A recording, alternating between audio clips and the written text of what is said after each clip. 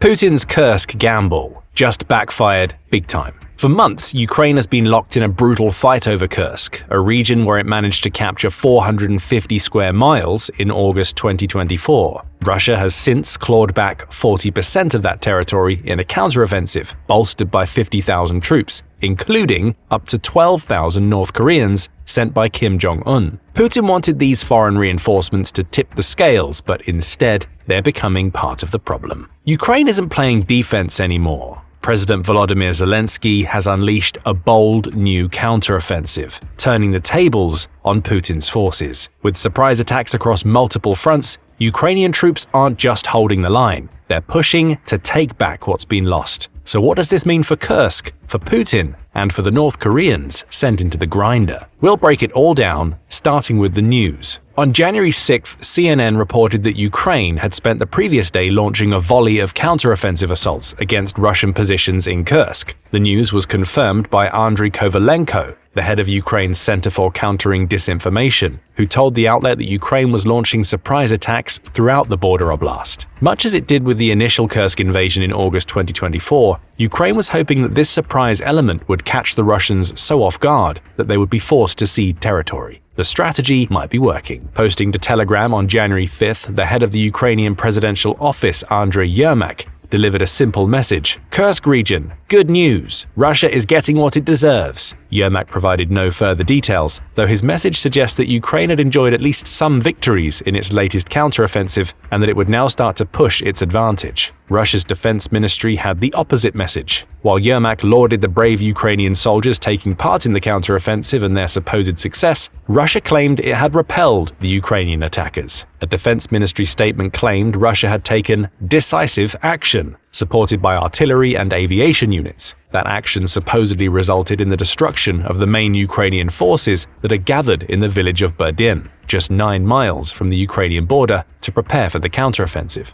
Russia had prevented the Ukrainian armed forces from breaking through, claimed the ministry, suggesting that Yermak's Telegram post was false. Who's telling the truth? It's difficult to say at this point. CNN noted that it couldn't verify any of the battlefield reports relating to Ukraine's new counteroffensive at the time. However, we may get better insight from some of the Russian blogs posting about the attacks. CNN said that several of those blogs acknowledged the fighting that took place on January 5th and claimed that Ukraine's forces were pushing north to enter Berdyan. One blog claimed that Ukraine had thrown reserves into the new Kursk counteroffensive. It also noted that Ukraine had taken a clever approach to its counterattack. For the breakthrough, the AFU, or Armed Forces of Ukraine, covered the area with powerful radio-electronic warfare systems, hampering the work of Russia's unmanned aerial vehicles, claimed the blog. While pointing out that Russia's tanks and artillery are actively working against the enemy, the blog also said that most of the battles taking place involved small arms. Another Russian blog said that the fighting had started from the direction of Sudza, and that Ukraine had landed paratroopers into the region to support its fighters. In this offensive, the enemy uses mine clearance trawls, tanks, and other armored vehicles, claimed the blogger. So the one thing we can say for certain is that the counteroffensive is underway. And the use of the word breakthrough by the first Russian blogger suggests that Ukraine has enjoyed a lot more success than Russia's defense ministry would like to have the world believe. More information about the counteroffensive comes from other sources. The Guardian's report on Ukraine's attacks included footage of armored columns making their way across snow-covered fields en route toward a village named Bolsho-Soldatsko, situated just northeast of Sudza. This village appears to be a secondary target for Ukraine, suggesting that it has launched its counteroffensive on multiple fronts. That suggestion was essentially confirmed by Ukraine's general staff, which claims that 42 combat clashes took place on January 5th, with 12 of those clashes continuing into the next day. The Guardian also says that there are unconfirmed reports that Ukraine's soldiers have entered Berdyan, along with making their way into another small town named Novosotnitsky. The Guardian also confirmed that Ukraine had used electronic countermeasures to take out Russian drones and that it had active sappers in the Kursk region removing Russian mines. These are not the sorts of reports we'd expect to hear if the Russian Defense Ministry's claims that it repelled the Ukrainian counteroffensive were accurate. And Ukraine is twisting the knife. In the Kursk region, the Russians are deeply concerned, claimed Andriy Kovalenko on January 5th. They were attacked on multiple fronts, which came as a surprise to them. This is far from the single attack near Berdyan that Russia has attempted to minimize the counteroffensive into. Ukraine is attacking in dozens of locations, with fighting ongoing in many of them and possible successful reclamation of territory in others. It also appears that Ukraine may be using British-made weapons in its counteroffensive. In its report on the Ukrainian counteroffensive, The Telegraph said that reports coming in from military bloggers suggested that the fighting was both fierce and, at times, somewhat confused. Amidst the armored columns Ukraine was sending into its assaults were British Challenger 2 tanks, claimed the bloggers. The Telegraph couldn't confirm those reports, but if they're accurate, Russia has a major piece of equipment to deal with. The Challenger 2 is a stalwart of the British Army, having seen use in engagements as varied as Kosovo, Iraq, and Bosnia. The first batch was built in 1986, with the 4-person crude tank being among the more modern that have taken to the field in the Ukraine war.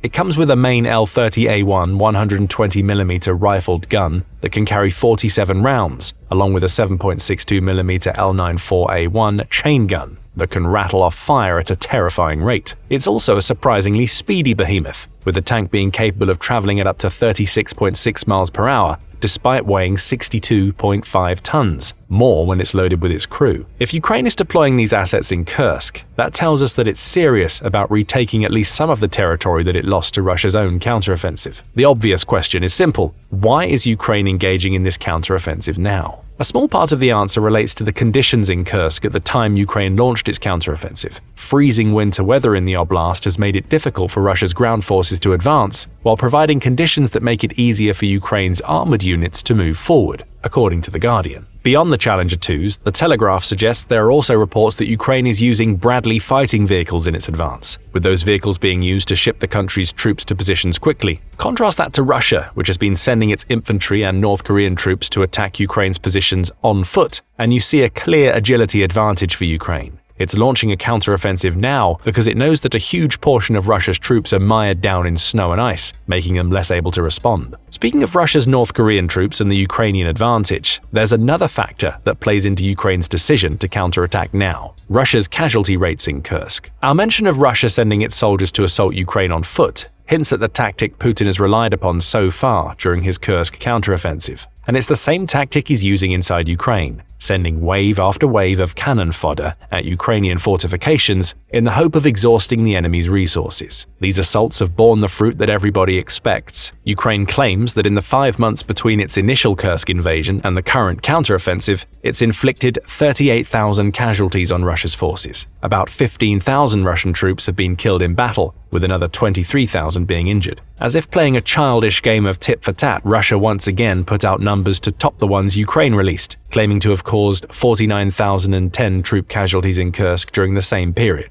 No details are provided about dead versus wounded, and it seems like an unusually high number, given how often Russia tries to minimize the numbers when it comes to how many Ukrainians are actually in Kursk. Russia is also losing a lot of the soldiers it's received from North Korean President Kim Jong-un as part of its collective defense treaty with its Asian ally. We mentioned earlier that Kim sent up to 12,000 of his soldiers, many reputed to be part of North Korea's elite Storm Corps, to Russia in October 2024. Zelensky reaffirmed that number during a January 2025 appearance on Lex Friedman's podcast, while adding that Ukraine has killed or wounded 3,800 North Korean soldiers. That's about a third of the entire contingent Kim has sent over, telling us that Ukraine has experienced plenty of success against Putin's biggest ally. In fact, the 2 days leading up to January 4th saw Ukraine destroy an entire battalion, comprised primarily of North Korean troops, according to Zelensky, suggesting that Kim's troops are experiencing casualties thick and fast. Why does this matter in the context of Ukraine's Kursk counteroffensive? Well, it all comes down to numbers. Ukraine has been chopping away at the 50,000-strong force Putin sent into Kursk to reclaim the territory. That brave defense has resulted in a weakened Russia. With fewer troops with which to launch attacks, Russian pressure may be waning, which has opened the door for Ukraine to launch counterattacks.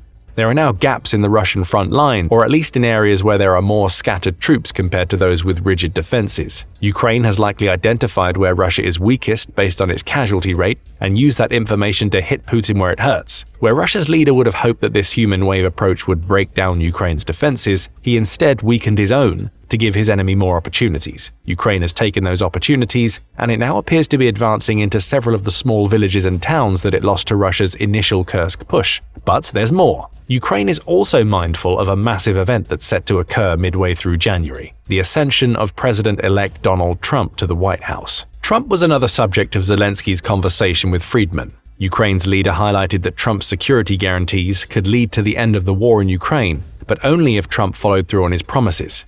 Zelensky also hinted at the fact that Trump appears to have enough leverage over Putin to at least force a ceasefire to the Russian leader's special military operation. For his part, Trump has claimed that he'll end the war within days of coming into office, with his much vaunted but ill-defined peace plan likely being the biggest card America's incoming president has to play. Zelensky knows this. He told Friedman that Trump and I will come to an agreement and offer strong security guarantees together with Europe, and then we can talk to the Russians. Whether Ukraine's leader actually believes this is up for debate. After all, he told French President Emmanuel Macron on December 30th that Ukraine needs to be realistic about its territorial issues and that there will be no quick and easy resolution to the war. Territorial issues is the key phrase relating to Ukraine's most recent counteroffensive. Theories abound about what Trump's plan will actually look like, but one of the most popular involves creating a massive demilitarized zone across the 745-mile front line of the Ukraine war. That zone will be patrolled by European troops. Polish, German, British, and French soldiers have all been suggested, with the US taking a hands-off approach. Both Ukraine and Russia would have to agree to the conditions of a ceasefire, with the zone preventing either from attacking the other. From there, peace plans could begin, with negotiations likely to revolve around the territory each country has. Russia currently holds about a fifth of Ukraine, with the majority of that territory being in the south and east. Putin's push in Donetsk, more on that later, could lead to Russia holding even more by the time that Trump comes to power. As for Ukraine, it has Kursk as leverage that it can use to reclaim some of the territory Russia has overrun during Putin's special military operation. So another reason for Ukraine's Kursk counteroffensive becomes clear. For as many soldiers as Putin has lost in his effort to retake Kursk, he's at least seeing some success. We mentioned earlier that Russia has already retaken about 40% of what it had lost to Ukraine's August 2024 invasion. Ukraine's counteroffensive is an attempt to retake at least a portion of that lost territory, so that it has as much leverage as possible if and when Trump brings it to the table with Russia. And Kursk holds a lot of value for Putin. Though smaller in the context of how much territory Russia has snatched from Ukraine, Kursk still represents the first time that Russia has been invaded successfully since World War II. Leaving it in Ukrainian hands, even if that means trading Kursk for much more territory inside Ukraine, will be a black eye for Putin. He may be willing to trade more of Ukraine than he gets in return for Kursk to soothe his humiliation. Zelensky will be banking on that, which is one of the reasons we're now seeing Ukraine push to reclaim territory in Kursk. He's creating pressure for Putin. And that brings us to another reason why Ukraine has chosen now to counterattack in Kursk. Fellow of the American think tank Yorktown Institute Robert Clark affirms that Ukraine intends to use any territory it has in Kursk as a bargaining chip later on. However, he also notes that Putin has committed a lot of his reputation amongst his own people to the success or failure of Russia's current efforts in Kursk. Clark says Ukraine's latest move will mean a huge deal more to Putin than it will to Trump in the context of peace talks. Putin has told the Russian people over the Christmas period that he will return all of Kursk to Russia. So the ability for Putin to really retain control of Kursk is going to be far more important to him and to Russia than it will be to President Trump going forward. Again, it's the humiliation aspect we mentioned earlier. Putin is under pressure from his people and perhaps forces in the Kremlin that have taken Kursk as a sign of weakness, thanks to what Ukraine is doing. Reclamation of the Russian land lost becomes a whole lot harder when Ukraine is actively taking territory back, along with defending what it still holds. Times Radio's international correspondent Alex Cadier agrees. He says that Ukraine's counteroffensive bucks the narrative of the last few months, in which Russia has been slowly retaking territory in Kursk. And again, that creates pressure for Putin. It shows him that even with the massive manpower advantage that comes courtesy of having North Korean troops, Ukraine's forces still have the capacity to punch back. And these heavy punches will stack even more pressure onto Putin, Cadier claims. It's certainly significant in the amount of resources that have been put into it, Cadier says when referring to Ukraine's counteroffensive. But also, it will have very serious diplomatic consequences if and when these ceasefire talks happen. So it all seems to have worked out well for Ukraine. Wintry conditions gave it the mobility advantage it needed to launch the counteroffensive in the first place. Having enjoyed so much success in terms of pure Russian and North Korean casualty rates only added to the opportunity that winter delivered, as it created gaps for Ukraine to exploit. And with Donald Trump soon to become president, Ukraine is taking every chance it gets to grab territory and pile pressure onto an already weakened Putin, both domestically and in terms of upcoming peace talks. There's also the matter of Donetsk to consider. While all of this fighting in Kursk is going on, Russia is pushing hard to claim as much territory in Ukraine's east as possible. Russia is advancing through that region at the fastest rate it's managed in terms of territorial acquisitions since February 2022 and the initial invasion. Putin's troops are on the verge of flanking the Donetsk city of Pokrovsk and have forced the abandonment of key Ukrainian defensive positions. These include an underground stronghold in a ruined thermal power plant that Ukraine has spent most of the war defending. These advances won't have escaped Zelensky's notice. In fact, some commentators have even criticized Ukraine's actions in Kursk, with that criticism likely to intensify in the wake of the counteroffensive. Critics suggest that Ukraine will be better served committing the troops it has stationed in Kursk to the Donetsk defense, thus slowing the Russian advance. The Ukraine military's commander-in-chief Alexander Syrskyi says otherwise, claiming that the entire Kursk operation has forced Russia to divert troops it would have sent to Donetsk. By launching its counteroffensive in Kursk, Ukraine hopes to keep these troops committed and perhaps push Moscow into diverting more, so it can stem the flow of losses in Donetsk while it retakes chunks of Kursk. The question now is simple. Will Ukraine's Kursk counteroffensive succeed? It's a little too early to tell, as the operation is still ongoing. However, Ukraine does have a history of failed counteroffensives during Putin's special military operation.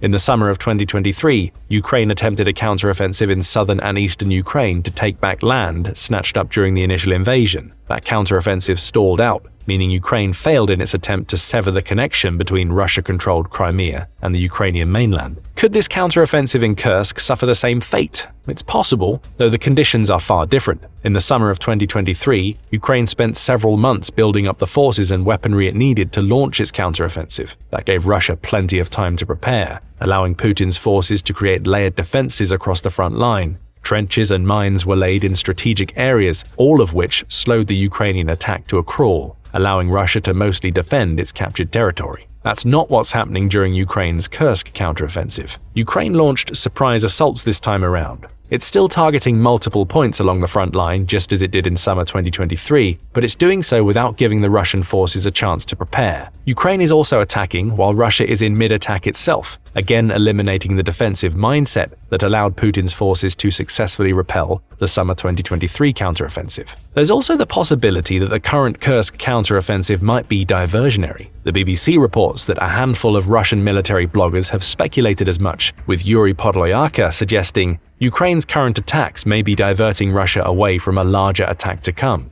Alexander Kots, another Russian blogger, seems to agree, claiming that a main attack may be launched elsewhere while Russia is preoccupied with Ukraine's smaller attacks. Perhaps Ukraine has something bigger lined up for Russia. If that's the case, it casts Russia's claims of having quelled at least portions of the Ukrainian counteroffensive into a new light. Perhaps Russia was meant to have deflected those smaller attacks. Ukraine may be poking the bear, inflicting casualties along the way as it prepares for a heavier push against a weakening Russia in Kursk. That all remains to be seen.